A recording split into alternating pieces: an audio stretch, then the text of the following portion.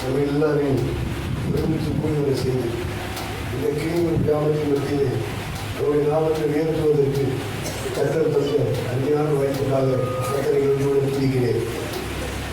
ஆண்டவருக்கு மகிமை உண்டாகட்டும். எப்போதும் தேவனுடைய வார்த்தையினுடைய தியானத்துக்கு ஆதாரமாக யோவான் சுவிசேஷத்தின் புத்தகம் 11ஆம் அதிகாரம் 5வது வசனத்தை ஒருவர் வாசிக்க கேட்கிறார். யோவான் 11:5.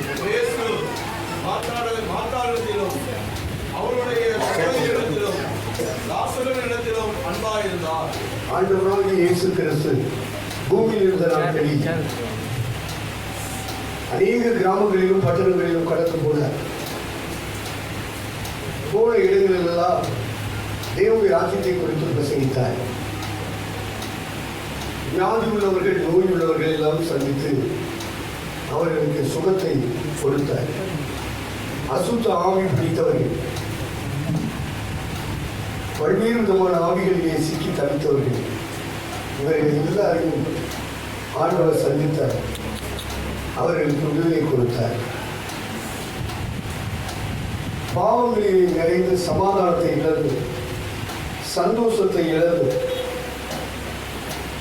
ஆண்டவர் இயேசுவை தேடி வந்தவர்களுக்கு ஆண்டவர் பாவங்களை மன்னித்து சமாதானத்தை கொடுத்தார். இவ்விதமாக அவர் பூமியில் இருந்த நாட்களில் அற்புதங்களும் அடையாளங்களும் நடப்பிக்கப்பட்டது. மரித்தோரை உயிரோடு எழுப்பினார்.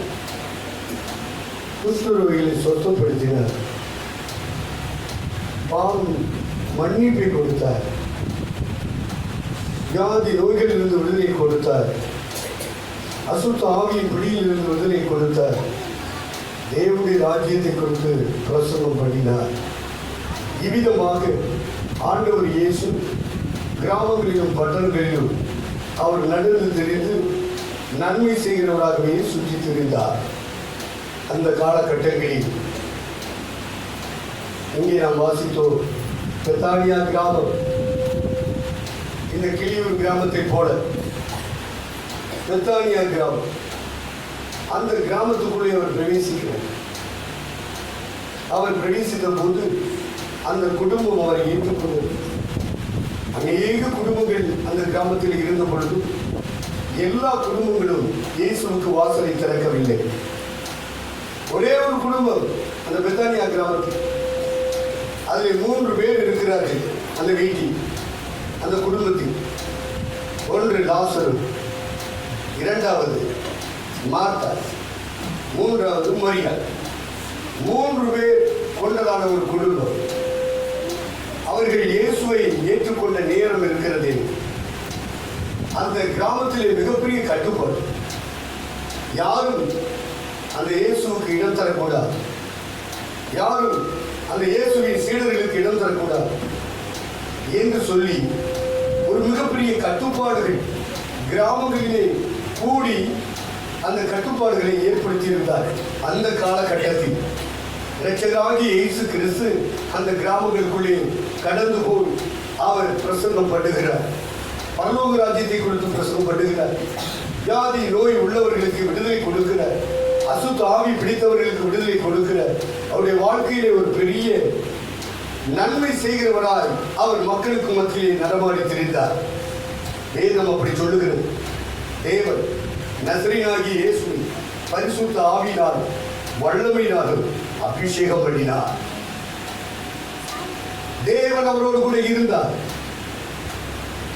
சாசினால் பீடிக்கப்பட்ட யாவரையும் விடுவிக்கிறவரா, நன்மை செய்கிறவரா ஆண்டவராகிய இயேசு கிறிஸ்து இந்த கிராமங்களிலே சுற்றி வந்த பொழுதுதான் இந்த பெத்தானியா கிராமத்துக்குள்ளே இந்த 3 பேர் கொண்ட அந்த குடும்பம் இயேசுவை ஏற்றுக்கொண்டது.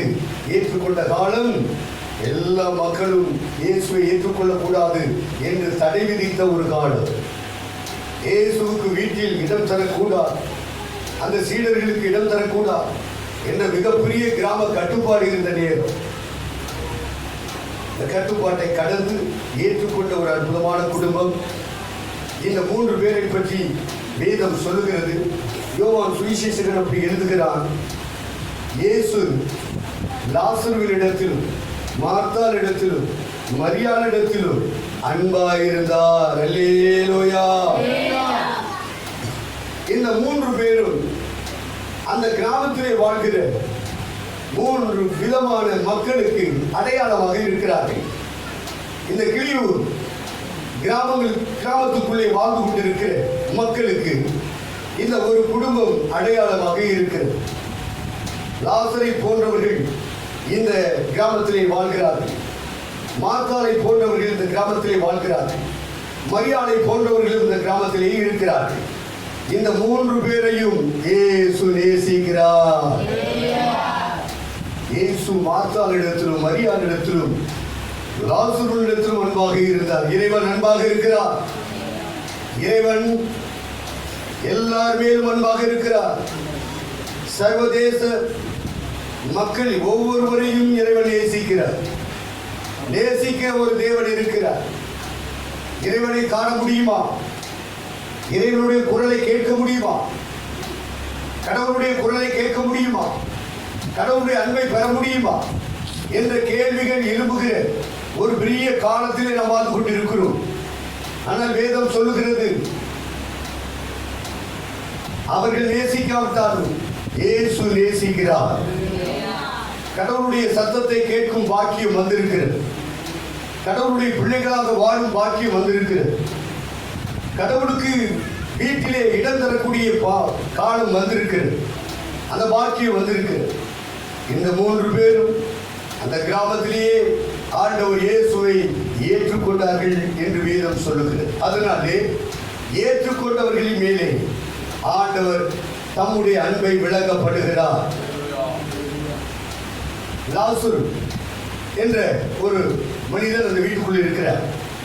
ஆண்டவர் இந்த லாசருவிடத்தில் அன்பாக இருந்தார் என்று சொல்லப்பட்டிருக்கிறது. இந்த லாசருவை பற்றி, அவருடைய வாழ்க்கையை பற்றி நாம் சிந்திக்கும் போது அங்கே யோவான் சுவிசேஷம் 11ஆம் அதிகாரம் 39, 40 நாம் வாசிக்க கேட்கலாம். யோவான் சுவிசேஷம் 11ஆம் அதிகாரம் 39, 40 வசனங்களை வாசிக்க கேட்கலாம்.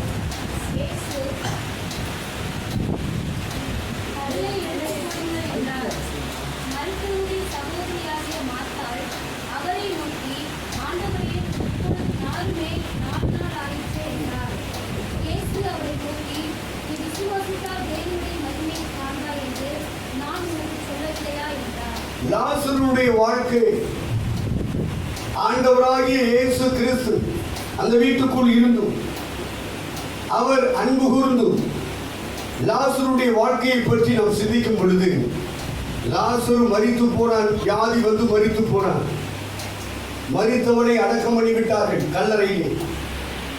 ஆண்டவர் இயேசு வருகிறார். அந்த சகோதரிகள் மார்த்தாளும் மரியாளும் அழுகிறார்கள், கதறுகிறார்கள். ஆண்டவரே, நீ இங்கே இருந்திருப்பீரே ஆனால், எங்களோடு இருந்திருப்பீரே ஆனால் எங்கள் சகோதரன் மரித்திருக்க மாட்டானே என்று கதறி கண்ணீர் சிந்துகிறார்கள். ஆண்டவர் இயேசு கேட்டார், அவரை எங்கே வைத்திருக்கிறீர்கள்? அழைத்துக் கொண்டு போனார்கள். கல்லறையின் வாசலிலே இருக்கிறார். கல்லை எடுத்து போடுங்கள் என்று சொல்லுகிறார். ஏனென்றால் இஸ்ரேலிய மக்களுடைய மரணம் சம்பவிக்கும் பொழுது அவர்களை சவப்பெட்டியை வைத்து மலைகளிலே குகைகளை உண்டாக்கி அதற்குள்ளே வைப்பார்கள்.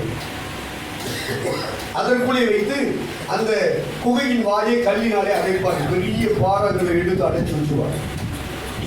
இதுதான் இஸ்ரேலிய மக்களுடைய மரணங்கள் சம்பவிக்கும் போது அவர்கள் கல்லறை உண்டாக்கி அதிலே வைப்பார்கள். அதனால்தான் கல்லை எடுத்து போடுங்கள் என்று சொன்னார்.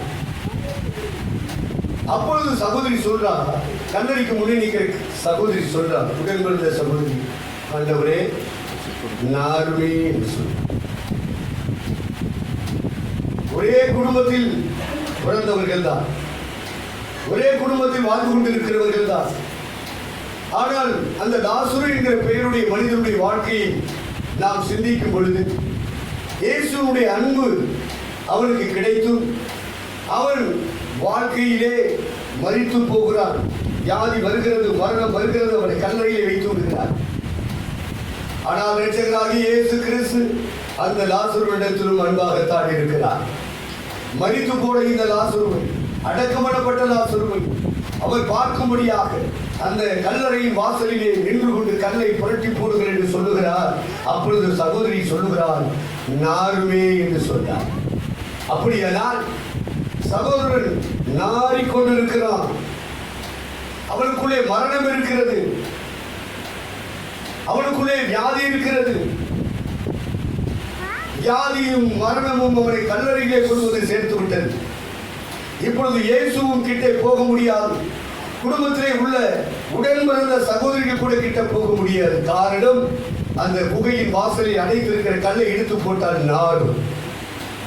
அந்த பெத்தானியா கிராமத்திலே வாழ்ந்து கொண்டிருக்கிற அத்துணை குடும்பங்களின் மத்தியிலே, இந்த கிளியூர் கிராமத்திலே வாழ்ந்து கொண்டிருக்கிற அத்தனை பேர் மத்தியிலே நாருமே என்று சொல்லத்தக்கதாக ஒரு கூட்டத்துடைய வாழ்க்கை இருக்கிறது.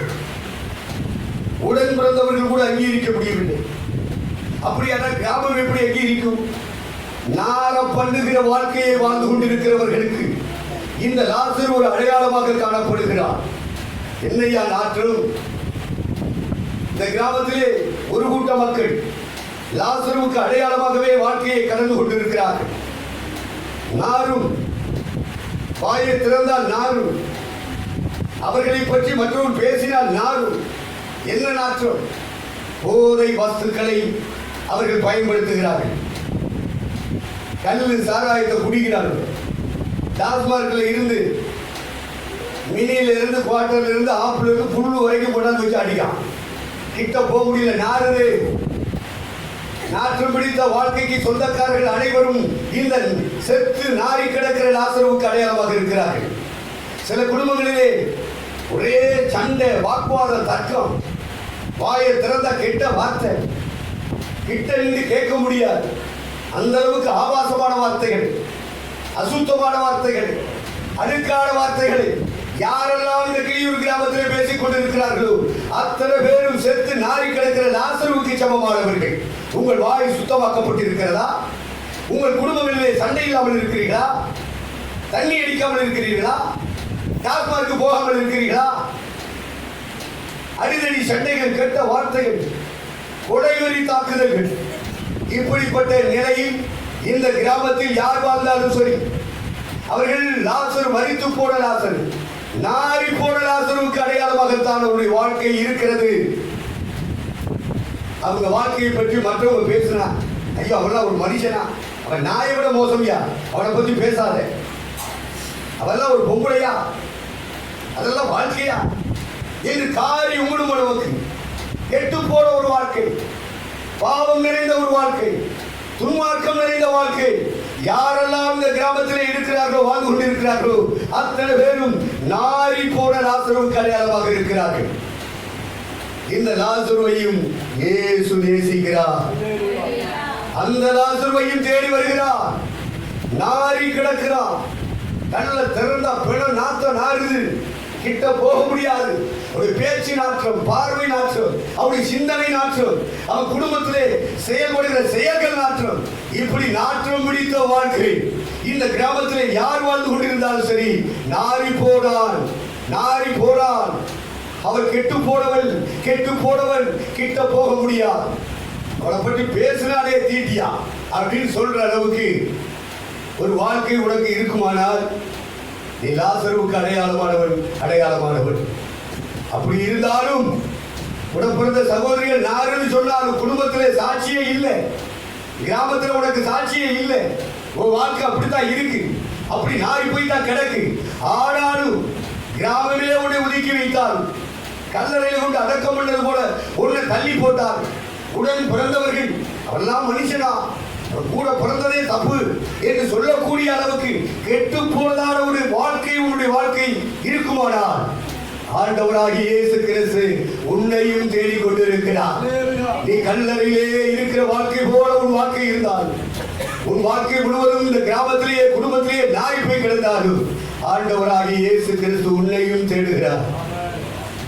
உன்னை வெளியே வரவிடாதபடி தடை பண்ணி வைத்திருக்கிற கற்கள் எல்லாம் கர்த்தர் புரட்டி போட போகிறார்.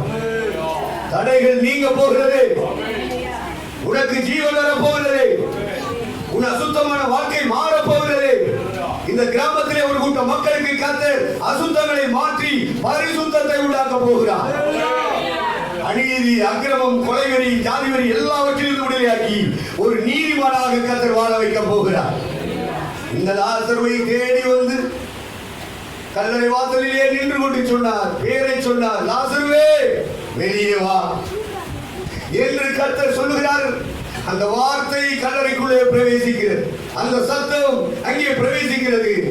மரித்து போனவன், சடலமாய் போனவன், அழுகி போய் கிடந்தவன், நாடி போய் கிடந்தவன், எல்லாராலும் ஒதுக்கி தள்ளப்பட்டவன், இப்பொழுது கர்த்தருடைய வார்த்தை வருகிறது, கர்த்தருடைய சத்தம் வருகிறது. லாசருவே வெளியே வா என்று சொல்லுகிறார். அந்த பொணம் ஜீவன் அடைந்து எழுப்பி வருகிறது. அல்லேலூயா. அந்த வாழ்க்கையில் இருந்த நாற்றம் எல்லாம் மாறிவிட்டது. அவன் சரீரத்தில் இருந்த வியாதிகள் எல்லாம் மறைந்து விட்டது. இவ்விதமான ஒரு அற்புதமான வாழ்க்கையை இரட்சகராகிய இயேசு கிறிஸ்து 2016 ஆண்டுகளுக்கு 17 ஆண்டுகளுக்கு முன்னே பெத்தானியாவிலே ஒரு அற்புதத்தை செய்தாரே. அந்த பெத்தானியா கிராமத்திலே நடப்பித்த அதே அற்புதத்தை, அதே வல்லமையை கர்த்தர் இந்த கிராமத்திலே கிரியூரில் நடப்பிக்க போகிறார். அவருடைய அன்பு அவ்வளவு பெரியது. இயேசு லாசருவிடத்திலும் அன்பாக இருந்தார். அடுத்து வாசிக்கிறோம். மார்த்தாளிடத்திலும் அன்பாக இருந்தார். கர்த்தருக்கு பாக்கியம். லூக்கா எழுதின சுவிசேஷத்தின் புத்தகம் 10ஆம் அதிகாரம் 38 இருந்து சில வசனங்களை வாசிக்க கேட்போம். லூக்கா 10:38 முதல்.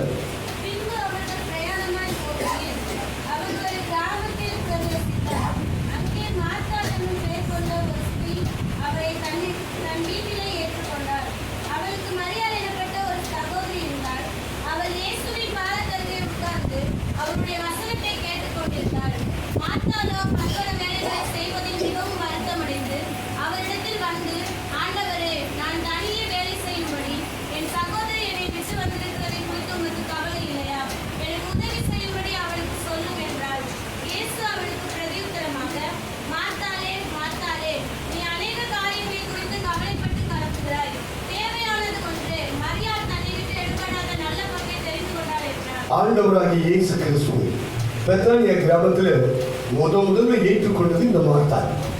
கிராமத்திலேயே மிகப்பெரிய கட்டுப்பாடுகள் விதிக்கப்பட்ட அந்த கிராமத்தில் ஆண்டவர் இயேசு கடந்து போய் சுவிசேஷத்தை, நற்செய்தியை அவர் பரப்பிக் கொண்டிருக்கும் அந்த நேரத்தில் அவரை அழைத்து கொண்டு வந்து தன் வீட்டிலே அவரை ஏற்றுக்கொள்கிறார். இயேசுவை முதலாவது இந்த கிராமத்திலே ஏற்றுக்கொண்டவர் இந்த மார்த்தாள். மார்த்தாளின் ஒரு ஸ்திரீ இருந்தால் அவரை தன் வீட்டிலே ஏற்றுக்கொண்டார் என்று நாம் வாசிக்கிறோம். தேவனுக்கு மகிமை உண்டாகட்டும்.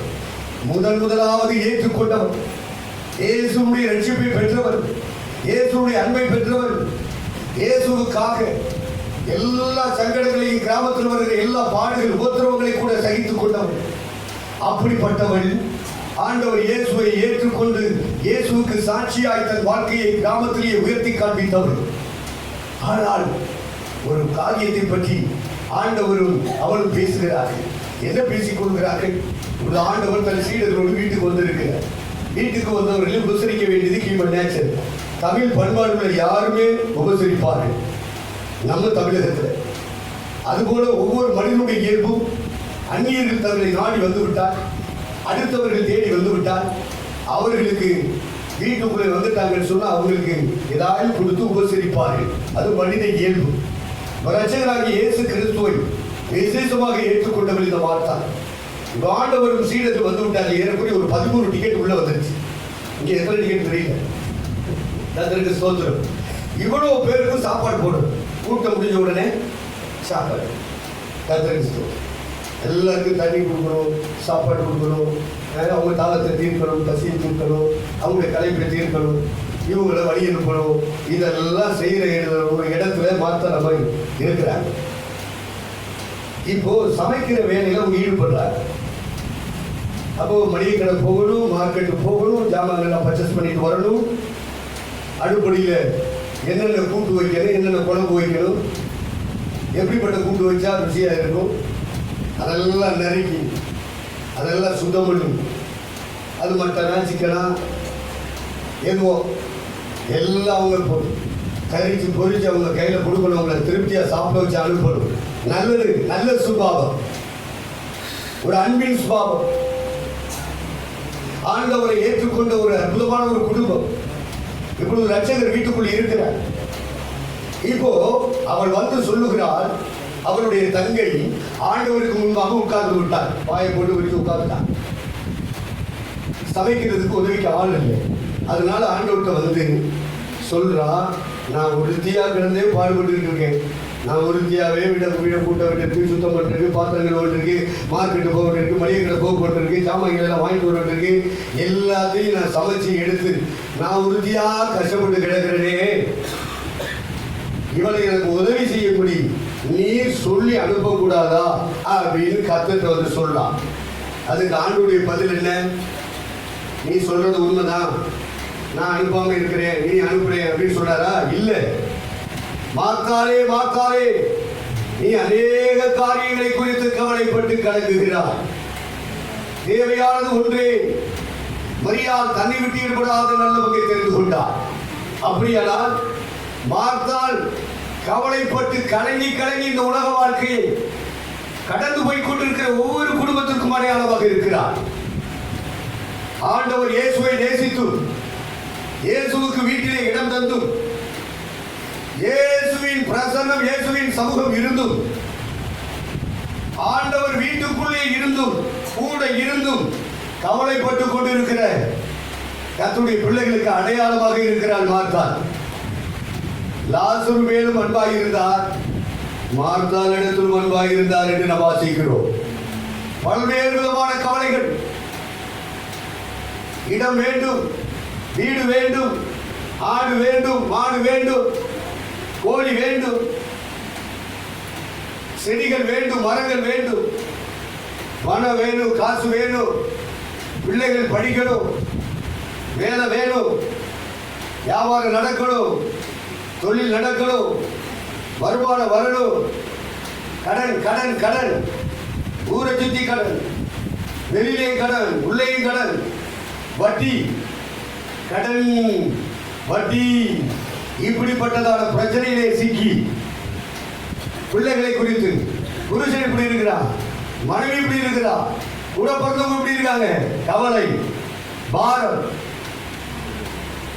ஒன்னும் வேலை செய்ய மாட்டேங்கிறாங்க, திருட்டு திருட்டு உட்கார்ந்துருக்காரு, கவலை பாரம், கடன் வாங்கி இருக்கிற பொருள்கள் எல்லாம் அடவு வச்சு இருக்கிற பொருள்கள் எல்லாம் கொண்டு போய் விற்று வாழ்க்கையிலே கடந்து போய் கொண்டிருக்கிற ஒரு கூட்டம் இந்த கிளிகளிலே வாழ்ந்து கொண்டிருக்கிறது.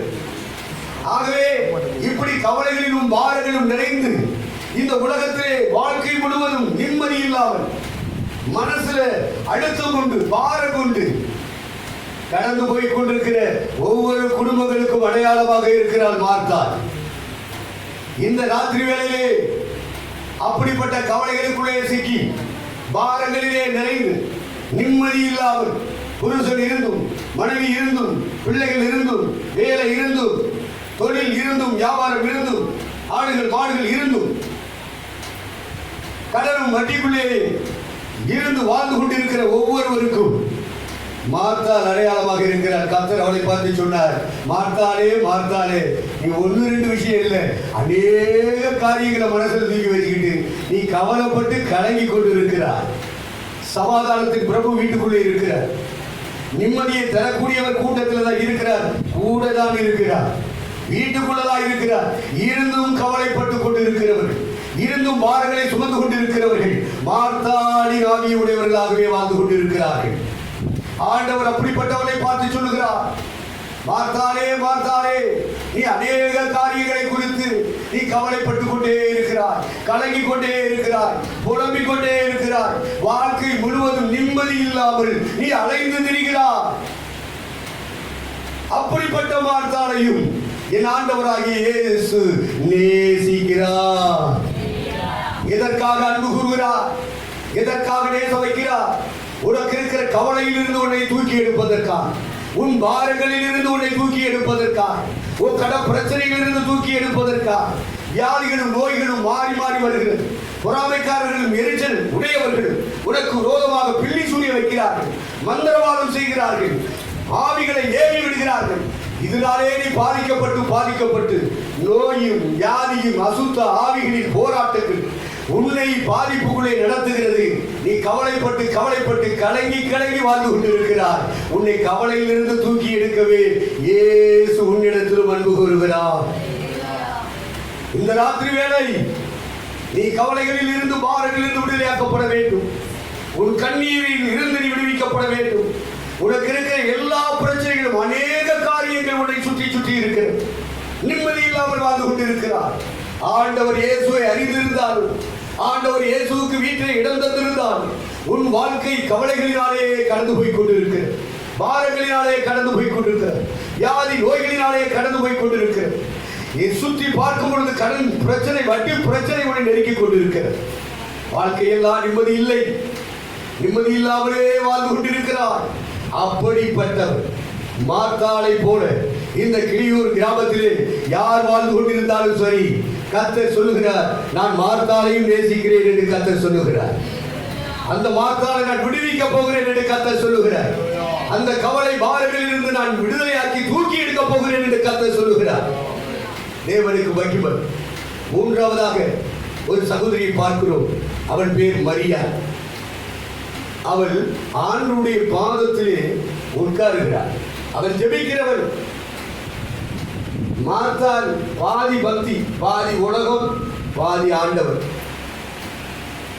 அவளை பாரம் இன்னொரு பகுதியில் ஆண்டவர் மேல அன்பு. பாதி பாதியா இருக்கிறார்.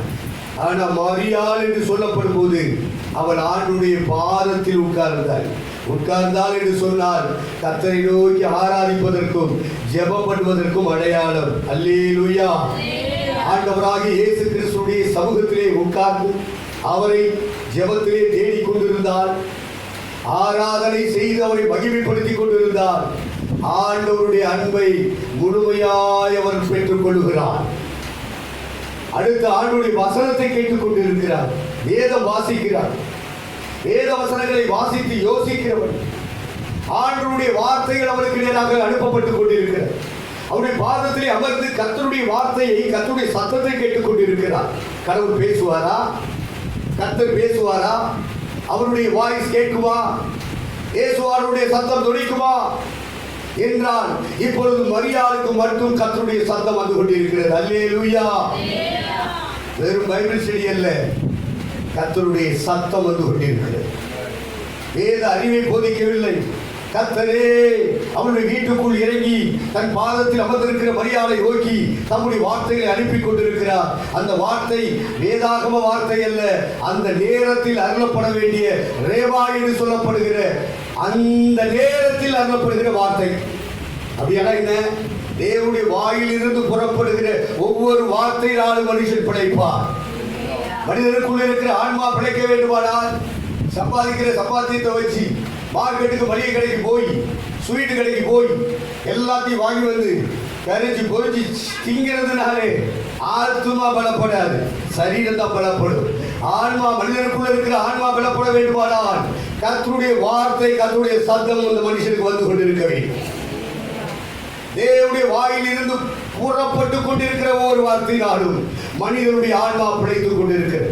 கர்த்தர் மனுஷனுக்குள்ள இருக்கிற ஆத்மாவை உயிர்ப்பிக்க, அந்த ஆத்மாவுக்கு ஜீவன் கொடுக்க ஆண்டவர் அவர்களுக்கு நேராக தம்முடைய வார்த்தைகளை அனுப்புகிறார். மரியாள் என்பவள் கர்த்தருடைய பாதத்தை தேர்ந்தெடுக்கிற ஒரு ஸ்திரீ, ஆண்டவர் மேலே முழு பக்தி செலுத்துகிற ஒரு ஸ்திரீ, கர்த்தருடைய வசனங்களின் மேல் வாஞ்சை உள்ள ஒரு ஸ்திரீ, கர்த்தருடைய பாதத்திலே அமர்ந்து நேரம் ஒதுக்கி வீட்டு வேலைகளை விட, சாப்பாட்டை விட கர்த்தருடைய சமூகத்திலே அமர்ந்திருந்து கர்த்தருடைய சத்தம் கேட்க வேண்டும் என்று வாஞ்சிக்கிற ஒரு சகோதரி. அவளுக்கு கர்த்தர் வார்த்தைகளை அனுப்பி கொண்டிருக்கிறார். தேவ சத்தம் கேட்டுக் கொண்டிருக்கிறார். ஆண்டவருடைய பாதத்தை தெரிந்து கொண்டு பாதத்திலே அமர்ந்திருக்கிறார். வீட்டை பார்க்கிலும், உடன் பிறந்தவர்களை பார்க்கிலும், அந்த கிராமத்தில் உள்ளவர்களை பார்க்கிலும், அவருடைய சொந்த வேலையை பார்க்கிலும் கர்த்தருடைய பாதம் போதும். கர்த்தருடைய சமூகத்திலே ஜெபிக்கிறது போதும், ஆராதிக்கிறது போதும். அதற்கு பின்பு மற்றதை தேடிக்கொள்ளலாம் என்று மற்றவர்களை இரண்டாவது இடத்துக்கு வைத்துவிட்டு முதலிடத்தை தேர்ந்தெடுத்தாலே மரியாள். அவளை பற்றி இயேசு சாட்சி கொடுக்கிறார். என்ன சாட்சி? மரியாள் தன்னை விட்டு விடுபடாத நல்ல பங்கை தெரிந்து கொண்டார். ஓ, குடும்பத்தில் உன்னை பத்தியே கர்த்தர் நல்ல சாட்சியை கொடுப்பார். ஓ கிராமத்திலே உன்னை பற்றி கர்த்தர் நல்ல சாட்சி கொடுப்பார். அவருடைய சமூகத்தை தேடினார், அவரை ஆராதிக்க ஓடோடி வந்தார், அவருடைய பாதத்தில் அமர்ந்திருந்து அவருடைய சத்தத்தை கேட்டுக் கொண்டிருந்தார். அப்படிப்பட்டவர்களுக்கு கர்த்தர் அந்த குடும்பத்திலேயே ஒரு நல்ல சாட்சியை கொடுக்கிறார். மரியாள் தன்னை விட்டு ஈடுபடாத நல்ல வகை தெரிந்து கொண்டார். நீ கவலைப்பட்டு செத்து போய்கிட்டு இருக்க, கவலைப்பட்டு உருகி போய்கிட்டு இருக்க, கவலைப்பட்டு நீ மெண்டலாக போய்கிட்டு இருக்க. ஆனா இவளோ நல்ல வகை தெரிந்து கொண்டார். அல்லேலூயா.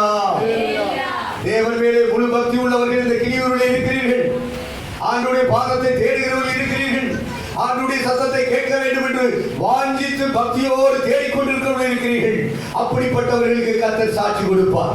மனுஷனுடைய சாட்சியை விட, கிராமத்தாருடைய சாட்சியை விட, ஒரு குடும்பத்தில் உன்னோடு பிறந்தவருடைய சாட்சியை விட, உன்னை தாயின் கருவிலை உண்டாக்கினாரே, இத்துணை ஆண்டுகள் வழிநடத்தி கொண்டிருக்கிறாரே, அந்த இரட்சகர் இயேசு உனக்கு சாட்சி கொடுக்க போகிறார். என்னையா நல்ல பங்கு? வீட்டில் இருக்கிற பணம் இருந்துச்சுன்னா ஒரு வீட்டில் பணத்துல பங்கு, வீடு இருந்தா வீட்டுல பங்கு, சொத்து இருந்தா சொத்துல பங்கு, நகை இருந்தா நகையில பங்கு, ஆடு மாடு எது இருக்கோ எல்லாத்துலயும் பங்கு. வரப்பு தான் இருக்கு 2 அடி அல்ல 1 அடி, அதுலயும் பங்கு, எல்லாத்துலயும் பங்கு. சொந்தத்துல பங்கு, பந்தத்துல பங்கு, நண்பர்கள்ட்ட பங்கு, எல்லா இடத்திலையும் மனுஷன் பங்கெடுக்கிறான். அதெல்லாம் மாறி போய்விடும், அதெல்லாம் இந்த உலகத்திலே முடிவடைந்து விடும், அதெல்லாம் ஒரு மாயை. ஆனால் இரட்சகர் இயேசுவை தேர்ந்தெடுத்து அவருடைய சமூகத்தை தெரிந்து கொண்டு அவருடைய சத்தியங்களை, வசனங்களை, சத்தங்களை தெரிந்து கொண்டு அவருடைய பாதத்திலே உட்கார்கிறவர்களுக்கு கர்த்தர் பரலோகத்திலே பங்கு கொடுக்க போகிறார். அடியாத ராஜ்யத்திலே பங்கு கொடுக்க போகிறார். ஆவிக்குரிய வாழ்க்கையிலே வளர்ச்சிக்கு பங்கு கொடுக்க போகிறார். பரலோகத்தின் நன்மைகளினால், வரங்களினால், வல்லமைகளினால், கிருபைகளினால், தெய்வீக அதிகாரங்களினால் உனக்கு பங்கு கொடுத்து கர்த்தர் எல்லாருக்கும் மத்தியிலே சாட்சி கொடுத்து உயர்த்த போகிறார். அப்படிப்பட்ட மரியாதை போன்றவர்களும் இந்த கிளியூரிலே வாழ்ந்து கொண்டிருக்கிறார்கள். இந்த 3 பேரையுமே யோவான் சொல்லுகிறான், மார்த்தாளிடத்திலும் மரியாளிடத்திலும் லாசருவிடத்திலும் இயேசு அன்பாய் இருந்தார். இந்த அன்பை கர்த்தர் இந்த ராத்திரி வேளையிலே விளங்கப்பட போகிறார். அது நம்முடைய குடும்பங்களாக இருக்கட்டும், நம்முடைய கிராமங்களாக இருக்கட்டும், எதுவாக இருந்தாலும் இயேசு தம்முடைய அன்பை வெளிப்படுத்த போகிறார். பரலோகத்தில் இருக்கிற காணக்கூடாத தேவனுடைய அன்பை மனித வடிவம் எடுத்து மனிதனாக உருக்கொண்டு இந்த பூமியிலே இறங்கி வந்து அந்த தெய்வ அன்பை கர்த்தர் கிராமமாக விளங்கப்படி கொண்டிருந்தார், பட்டணமாக விளங்கப்படி கொண்டிருந்தார். வியாதியஸ்தர்கள் தேடி வந்தார்கள், வியாதிகளை நீக்கி கொடுத்தார். அசுத்த ஆவிகளோடு போராட்டங்களோடு அடிமைப்பட்டு வந்தார்கள், கண்ணீரோடு வந்தார்கள், விடுதலையாக்கி கொடுத்தார். பாவங்களினால் நிறைந்து சமாதானம் இல்லாதவர்கள் வந்தார்கள், பாவங்களை மன்னித்து சமாதானத்தை கொடுத்து அனுப்பினார். இந்த உலக வாழ்க்கை முடிவடையும் போது பரலோகம் போக வேண்டுமே, அதற்காக நற்செய்தியை பிரசங்கித்துக் கொண்டு வந்தார். பரலோகம் சமீபமாக இருக்கிறது, மனம் திரும்புங்கள் என்கிற நற்செய்தியை பரப்பிக் கொண்டு வந்தார். அந்த இரட்சகர் இயேசு இறைவனுடைய அன்பை நன்மைகளின் மூலமாக, விடுதலை கொடுப்பதின் மூலமாக, சுகம் கொடுப்பதின் மூலமாக ஆண்டவர் இயேசு விளக்கப்பட்டுக் கொண்டிருந்தவர். இறுதியாக இறைவனுடைய அன்பின் உச்சக்கட்டத்தை சிலுவையிலே அவர் வெளிப்படுத்தினார். கிறிஸ்து நமக்காக மரித்ததினாலே இறைவன் நம்மேல் வைத்த தம்முடைய அன்பை விளங்க பண்ணினார். அல்லேலூயா. காணக்கூடாத தெய்வம் ஒருவர் இருக்கிறார், அவருடைய நேசிக்கிறார். அந்த அன்பை தம்முடைய ஒரே பேரான குமாரனாம் இயேசுவை சிலுவையிலே தியாகப்படியாக்கி அந்த அன்பை சர்வதேசத்துக்கு விளங்கப்படி இருக்கிறார். கிளியூர் கிராமமே, லாசருவை போன்று வாழ்ந்து கொண்டிருக்கிற சகோதரா சகோதரி, மார்த்தாளை போல பல கவலைகளுக்குள்ளே சிக்கி தவிக்கிற சகோதரனே சகோதரியே, மரியாதை போல இறைவன் மேல் முழு பக்தி வைத்து இந்த இறைவனை காண வேண்டும், இறைவனுடைய குரலை கேட்க வேண்டும், அவர் பாதத்தில் அமர வேண்டும் என்று தேவன் மேல் முழு பக்தியோடு தேடிக்கொண்டிருக்கிற சகோதரனே சகோதரியே, இந்த ராத்திரி வேளையிலே உனக்காக சிலுவையிலே பரமபிதாவினுடைய அன்பை மரணத்தின் மூலமாக விளக்கப்படினவர் ரத்தம் சிந்தினார், உனக்காக அடக்கம் பண்ணப்பட்டார், உனக்காகவே உயிர்த்தெழுந்தார், பரமேறி போயிருக்கிறார், திரும்ப வரப்போகிறார். வருவதற்கு முன்பு நீ எந்த இடத்தில் இருந்து இந்த இயேசுவே என்று கூப்பிட்டாலும் அந்த இடத்திலே இயேசு இறங்கி வருவார். உன் வியாதிகளை மாற்றுவார், உன்னிடத்தில் போராடுகிற போராட்டங்களை மாற்றுவார், உன் கவலைகளும் கண்ணீர்களையும் மாற்றுவார். தெய்வம் பாவங்களை மன்னிப்பார், உன்னை ரட்சிப்பார், உன் சாட்சிகளை மாற்றி சாட்சியாக நிறுத்த போகிறார். அந்த அன்பை கர்த்தர் இப்பொழுது கட்டளையிட போகிறார். நாங்கள் இங்கே கூடி வந்திருக்கிற நாங்கள் உங்களுக்காக ஜெபிக்க போகிறோம். எல்லாரும் எழுந்துட்டு போகிறோம். சில நிமிடங்கள் கர்த்தருடைய பிள்ளைகள், கர்த்தருடைய தாசன்மார்கள் உங்கள் பாதங்கள் இந்த கிராமத்தில் பட்டிருப்பது நல்லது, நன்மை பாக்கியம். அவர்களுக்காக சில நிமிடங்கள் நம்முடைய இருதயங்களில் இருந்து வரப்போகிற காலங்களிலே இந்த லாசருக்கள் ஜீவனடைந்து எழுப்பப்பட வேண்டும். கவலைகள் கண்ணீர்களிலே வாழ்நாளெல்லாம் கடந்து போய் கொண்டிருக்க, பல விதமான கவலைகளுக்குள்ளே சிக்கி தவித்துக் கொண்டிருக்க இந்த கிளியூர் கிராம மக்கள் மாத்தாளை போல தங்கள் வாழ்க்கையை கடந்து போய் கொண்டிருக்கிறவர்களையுமே இந்த இயேசுவின் அன்பு இறங்கி வர வேண்டும். நாரி போன வாழ்க்கைக்கு சொந்தக்காரர்களாக இருக்கிறவர்களுமே இந்த இயேசுவின் அன்பு மரித்து போன லாசரு மேல் கடந்து போனது போல இந்த ராத்திரி வேளையிலும் அந்த சகோதர சகோதரி மேலே அவருடைய அன்பு இறங்கி வர வேண்டும். மாத்தாளை போல தெய்வ பக்தி உள்ளவர்கள் இங்கே இருக்கிறார், கடவுளை தேடுகிறவர்கள் இருக்கிறார், ஒரு பக்தியோடு கர்த்தரை தேடுகிறவர்கள் இருக்கிறார்.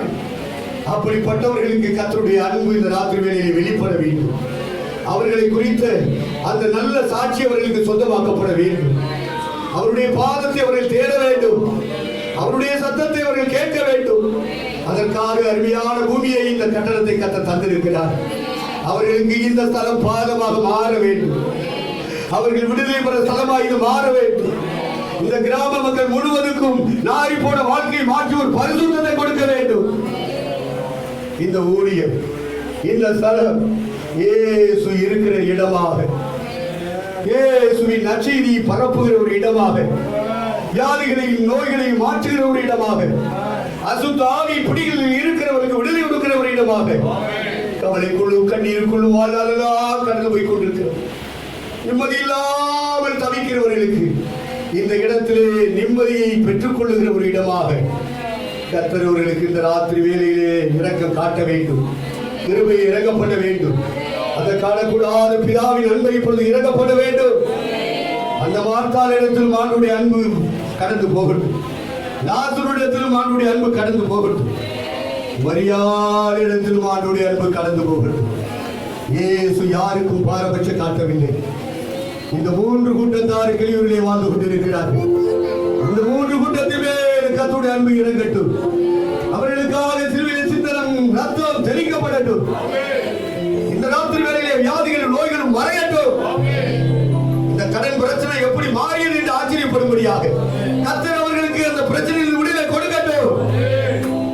ஆசீர்வாதம் இல்லாமல் சபிக்கப்பட்ட நிலைமையிலே யார் யாரெல்லாம் கடந்து போய் கொண்டிருக்கிறார்களோ அவருடைய சாப கட்டுகள் முறியட்டும். இந்த ராத்திரி வேளையிலே ஏவல்கள், மந்திரவாதங்கள், பிள்ளை சூழி ஆவிகள் இவைகளினால் தாக்கப்பட்ட குடும்பங்கள் எங்கே வாழ்ந்து கொண்டிருந்தாலும் சரி, அந்த குடும்பங்களின் மேல் கர்த்தருடைய விடுதலையின் அன்பு இறங்கி வர வேண்டும். இந்த ராத்திரி வேளையில கர்த்தர் விடுவிக்கட்டும். எல்லாரும் இருதயங்களில் சில நிமிடங்கள் ஜெபிக்கலாமா? சில நிமிடங்கள் மன பாரத்தோடு, இருதய பாரத்தோடு இவர்கள் எல்லாம் விடுதலை பெற்று இயேசுவின் அன்பை அறிந்தவர்களால் இந்த ஸ்தலத்துக்குள்ளே அவர்கள் எல்லாம் வந்து சேரும்படியாக எல்லாரும் ஜெபிக்கலாம், எல்லாரும் ஜெபிக்கலாம்.